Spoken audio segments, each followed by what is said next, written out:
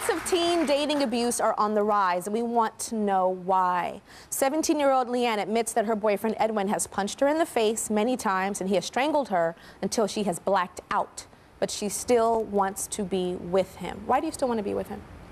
Because, I mean, even though, you know, we fight, I love Edwin, and I know he loves me, even though we do fight, and that might be, you know, an issue. It is an issue. It's a big issue between us. But I do love him, and I want to So because you love him, the punching is okay? It's not okay. It's just I think that maybe, you know, he'll change, or maybe he'll realize what he does is wrong, and he'll stop. But that's what I keep thinking. Does he apologize and say it's not going to happen again after he hits you? Yeah. Yes. How many times has that happened? Too many. Too many times. Yeah. And then when he says that, I'm like, okay. I mean, you know, I don't take it like, okay, maybe he's going to stop, because I know he's going to do it again. And then say the same thing, and then do it again and say the same thing. So deep down inside, do you think he'll just keep doing it again if you stay with him? Deep, deep down inside. I'm not talking about our hope and dream. I'm talking about what you feel. What you really feel deep down inside. I think maybe he'll stop once, because he doesn't want Caden going through it. That's our son, Caden. He doesn't want him to see it, and he knows, you know, we don't fight in front of him. Mom's shaking her head. Why are you shaking your head, Mom? Has the son seen it? No. Yes, he has, and I don't need them to tell me, no, he hasn't. Yes, he has. I can tell by the way that the baby acts when I have him. How does he act? My son and I will be wrestling around, messing around. And Leanne's brother? Yes. Okay. And you can see a whole different look on the baby's face, and he gets scared. And so we have to stop playing like that. I mean, I know that he's seen it because he doesn't act the same that he used to. Tell me about Edwin, when you are hitting her. What is going through your head? Do you see red? Do you see like what takes you that far that you have to do that? That you want to hit her so bad? At the time I did hit her. The only thing I remember, I mean, I know I didn't want to, but it came to that point. I mean, I couldn't help it, and I did it, and I just blacked out. And then I just hit her, and then I realized I actually really just did that. And then what goes through your head? Why did I do that? So she's crying, black eye, blood, and you say? I tell her sorry and stuff. I mean, I try to help her up and stuff, and I just be like, why did you sit there and try to push me to that point? Why did you sit there and make me mad? Okay, see what you just said, that's abuser again, you know that? Yeah. The abuser says, why did you do that? This is your fault. I socked you in your face because it's your fault. You did this, you drove me to this. This is you, you're bad. And if you didn't act like this, I wouldn't beat your ass. That's what an abuser says. And I don't want you to be that when you grow up. I don't want you to be that. And the great thing about you, to me, is that you are here.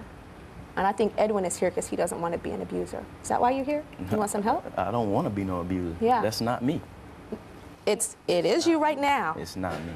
Saying the first thing we got to do is claim it, that you do that, but you don't want to be that. You do it. You're saying it in front of millions of people, that is something that you do. I've done it in the past. And you're just going to say you're going to leave this show and never do it again? I don't think it's that easy. No, I'm with trying to get help or whatever it is. Okay, we're going to get you some help today. I'm just saying. That you don't want that to be you. No, it's okay, not. Let's talk about when your hands are around her throat and strangling her, because I know before he put his hands around your neck, what did he say? What did he say to you? I need to kill myself. That you should kill yourself. Why did he say that he wished that you were dead and that you should kill yourself? Over something little. I went to the store with a guy and he got mad. And so he said you should kill yourself, and then put his hands around you and almost proceeded to start that. Right. Let's talk about that when your hands were around her neck. Okay. I just feel like if you're going to be in a relationship or whatever, why would you sit there and while I'm sitting in the house, go out and go somewhere with somebody else when you could just go with me? If you're going to sit there and do that, then why don't you just go be with that person then? Okay, so she made you upset. She hung out with another guy. She went to the store with a guy. He showed me where the store was. Doesn't matter. Even if you were cheating on him. Even if you were cheating on him with 5 guys, and I know that's not you, I'm not saying that, but even if you were, there's no excuse for a man to put his hands on a woman ever, ever, ever, ever, ever.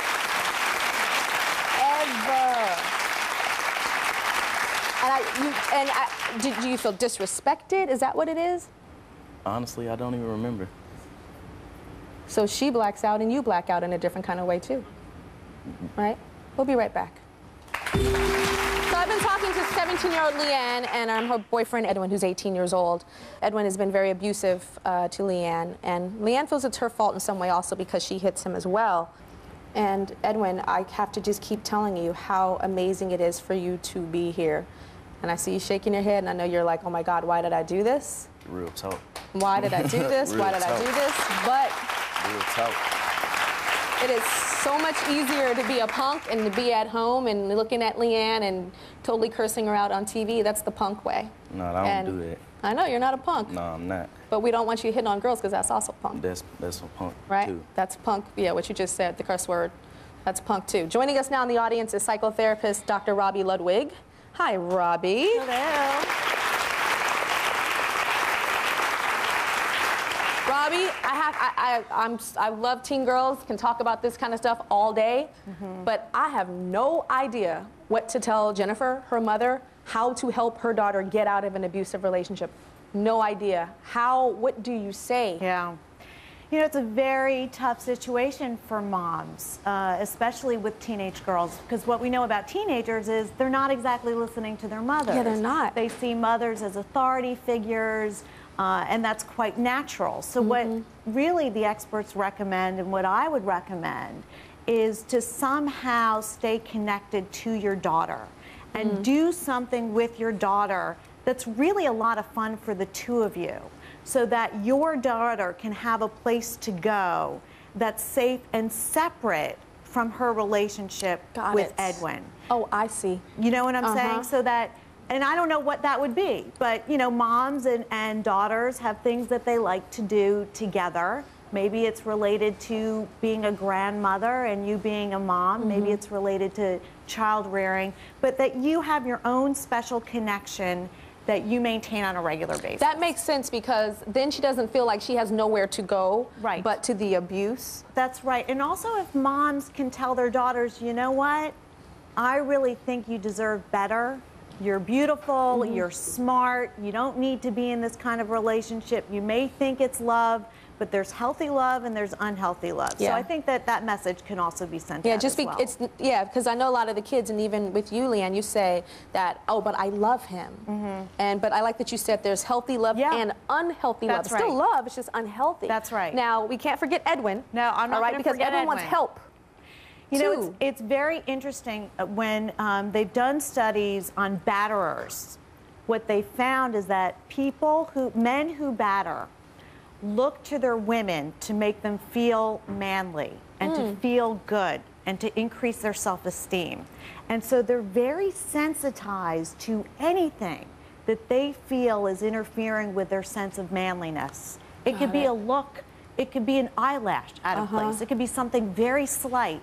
And in order to counterbalance that feeling of feeling vulnerable or not manly, then they act out on the rage and anger, which increases their adrenaline and gets them to feel that they are strong, they are powerful.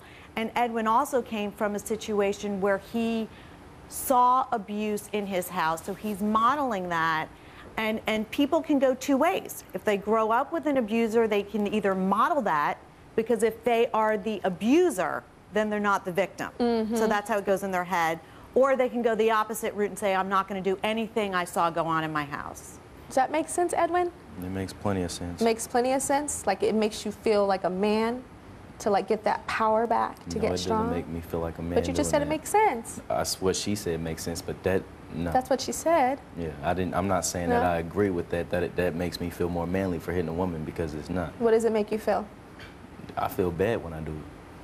After. But after.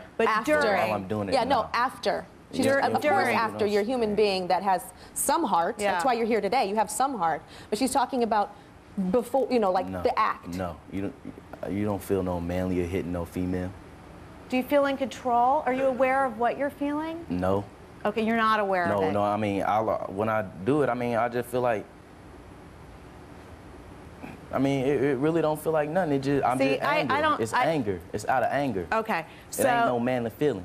Okay. It ain't me trying to prove that I'm a man or I Right. got more control than that. The anger is almost your body's automatic way of trying to restore something. And maybe through treatment you'll understand, because it might not make a lot of sense right now, and you might not completely understand all the understand everything dynamics you're saying. of what's going on when you are in that situation. It might take talking it through to get a better understanding of it. Because when you're in that moment, you can't be objective about yourself. It takes time and distance. So do you guys want to get some help? I do. Yeah. We'll be right back.